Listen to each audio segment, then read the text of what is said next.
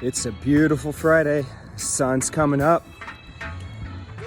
As a good friend Bob Marley says, don't worry about a thing.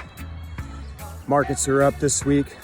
Had a little bit of a pullback yesterday, but we're still about 2.5% higher in both the Dow and the S&P.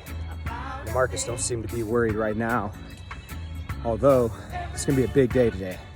We've got a press conference coming out today with President Trump talking about what's going on in China and the new security law imposed on Hong Kong. So that's going to be some big news, and that's really the news of the day. So something everybody needs to be aware of, especially you currency traders out there. Also got Chairman Powell coming out, Fed chairman. He's got a press conference today. Another thing that could shake these markets up.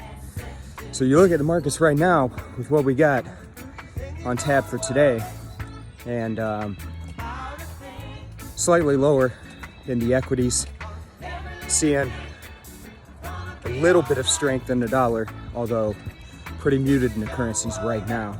But again, if we get into a scenario where it's risk off as opposed to what we've seen the past couple of days, could see that dollar start to rally and see weakness in some of these other currencies. So keep an eye on that. Again, it's Friday. Birds are chirping, sun's out, feeling pretty good. Hope you guys have a great day today. Hope you have a great weekend. Stay safe, stay healthy. I'll check in with you again on Monday. Check in on Twitter and Facebook today. We'll keep you updated on the news as it comes out. All right, folks, have a good one. Bye-bye.